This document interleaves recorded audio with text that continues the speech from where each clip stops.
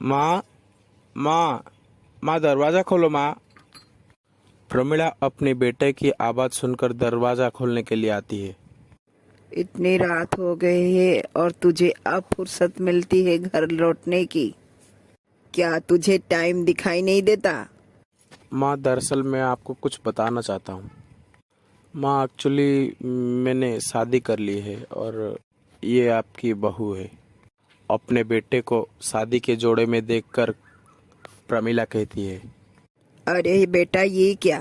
तूने तो मुझे बताया ही नहीं कि तू शादी करने वाला है। कम से कम अपनी माँ को तो बता देना होता। देखा पायल, मैंने कहा था ना मेरी माँ तुम्हें एक्सेप्ट कर लेगी, क्योंकि मेरी माँ मुझे बहुत प्यार करती है। माँ, आप खड़ी क्यों हो? हमारी स्वागत करो।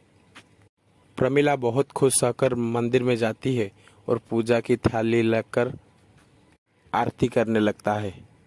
इसके बाद प्रमिला पायल की आरती उतारती है और उसे घर में आने के लिए कहती है।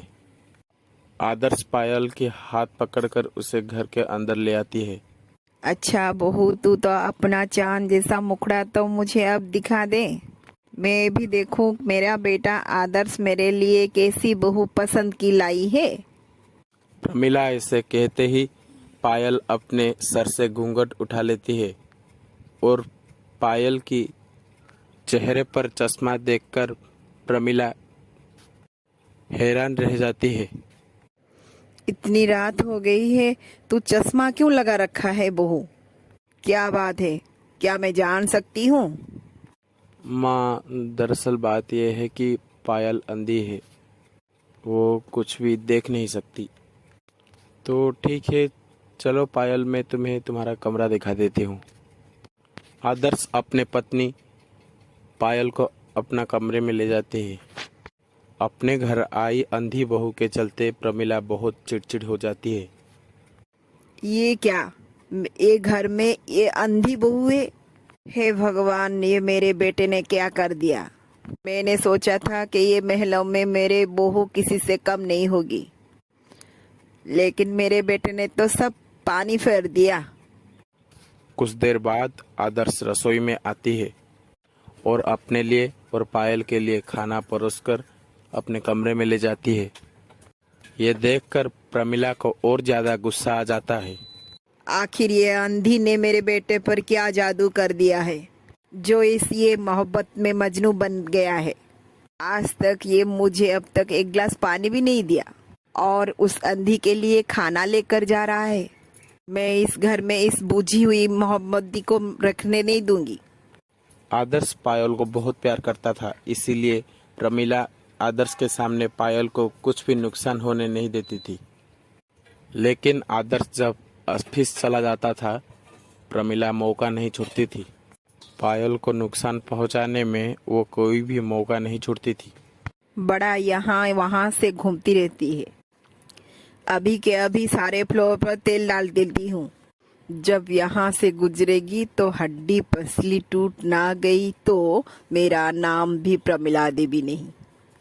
प्रमिला सारी की सारी फ्लोर पर तेल डाल देती है, जिसके बाद बेचारी पायल जैसे तैसे करके फ्लोर के ऊपर चल रही होती है, लेकिन तेल की वजह से उसकी पैर फिसल जाती है और वो लुढ़कते हुए नीचे गिर जाता है और दर्द से चिल्ला पड़ती है। उसके आवाज से प्रमिला वहां पर आ जाता है और मन में उसे तड़पते हुए देखकर बहुत खुश होती है। माँ, मुझे कितनी दर्द हो रहा है, कोई मेरी मदद करो। प्रमिला पायल को उठाती है और कहती है। हे भगवान, तू बहू कैसे गिर गई? चलो चलो जल्दी उठो, लगता है कि तुम्हें तो कुछ गहरी चोट ही लग गई है। मैं डॉक्टर को बुला देती हूँ। प्रमिला पहले तो बेचारी पायल को बहुत दर्द देती है और बाद में उसे हमदर्दी दिखाती है। वो फौरन डॉक्टर को बुला लेती है और सबके आने से पहले फ्लोर के ऊपर से तेल को साफ कर देती है। डॉक्टर आते ही पायल की चेकअप करती हैं और उसके जख्मों पर पट्टी कर देते हैं। देखिए, मैंने पट्टी कर दी है। आपकी बहू को पट्टी से आराम तो मिल जाएगा, लेकिन और एक दो बार पट्टी जरूर करनी पड़ेगी। थोड़ा ध्यान रखिए अपनी बहू का जरा। ऐसा कहने के बाद डॉक्टर वहां से चला जाता है, जिसके बाद प्रमिला बेचारी पायल की बाल पकड़ लेती है और उससे कहती है, एक तो तू गरीब है, ऊपर से फिर अंधी है। तू जैसी बहू तो मुझे चाहिए ही नहीं थी। एक साफ और सीधी शब्द से कह रही हूँ, मेरे बेटे और मेरे घर को छोड़ के चले जा। ही तो तेरा इस घर में ऐसी हाल करूंगी कि तू कभी सपने में भी नहीं सोचा होगा। का मतलब आप मुझे जानबूझकर फ्लोर में गिराया था। आपको पता था कि मैं अंधी हूँ और देख नहीं सकती। ऐसा कहकर प्रमिला वहां से चली जाती है, जिसके बाद पायल रोती है। मुझे लगा था कि माँ जी मुझसे बहुत खुश हैं, तो वो मुझसे बहुत नाराज हैं। लेकिन जो भी हो जाए, मैं उनके दिल में जगह बनाकर ही रहूंगी। पायल की फ्लोर में गिरने की बात सुनकर आदर्श को भी बहुत बुरा लगता है। वो उसके लिए व्हीलचेयर लेकर आता है। आज से तुम इसके ऊपर बैठना, इसके बाद तुम जहाँ चाहोगी वहाँ जा पाओगी इजीली, ठीक है। आदर्श पायल को व्हीलचेयर के ऊपर बिठाकर घुमाता है, जिसको देखकर प्रमिला को बहुत गुस्सा आता है और वो पायल के खाने में खूब सारी मिर्ची डाल देता है। एक बार मेरा बेटा ऑफिस चला जाए तो मैं इस अंधी को मिर्ची वाला खाना देकर मार ही दूंगी। आदर्श ऑफिस जाने के बाद प्रमिला पायल को मिर्ची भरे खाना देकर उसको रुलाता है, जिसके बाद पायल की हालत बहुत बिगड़ जाती है। लेकिन फिर भी वो अपने पति आदर्श को कुछ भी नहीं बताती। इस लड़की को जितना भी टॉर्चर करूं, ये तो इस घर से जाने का नाम ही नहीं लेती। आज के बाद जब आदर्श सो जाएगा तो इस अंधी को जहर देकर ही मार ही दूंगी। रात को सभी लोग खाना खाकर अपने अपने कमरे में चले जाते हैं। रात को 12 बजने के बाद प्रमिला अपने बेटे के कमरे के पास जाती है और दरवाजे के पास झांकने लगता है, जहां आदर्श के आंख में आंसू होते हैं और वो पायल से कहने लगता है, पायल कितना अच्छे दिन होते थे, हम लोग एक साथ फिल्म देखने जाते थे। वो सब दिन मुझे आज भी याद है। हम दोनों एक साथ सारी त्योहार मनाया करते थे। वो सब दिन मुझे आज भी याद है। हाँ, मैं तुम्हारे लिए हर वैलेंटाइंस डे को सरप्राइज वाला पार्टी रखा करती थी। हाँ पायल, मुझे आज भी तुम्हारा वो सरप्राइज याद है।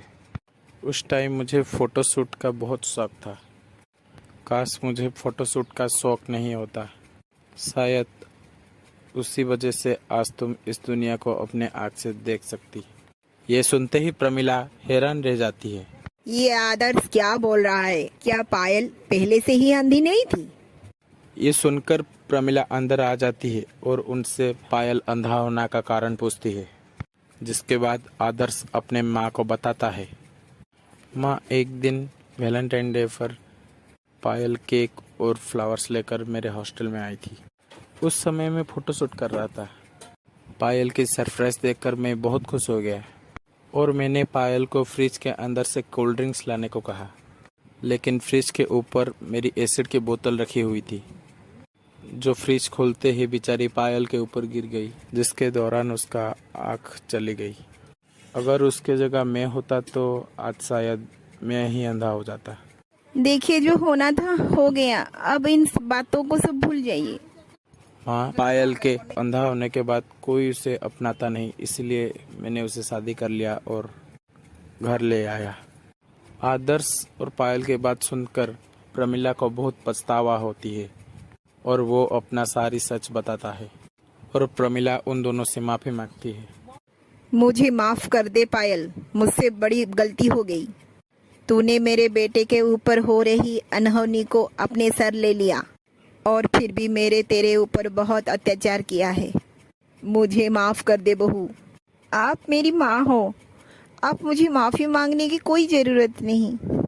पायल प्रमिला को माफ कर देते हैं, जिसके बाद वो सब खुशी खुशी एक घर में रहने लगते हैं।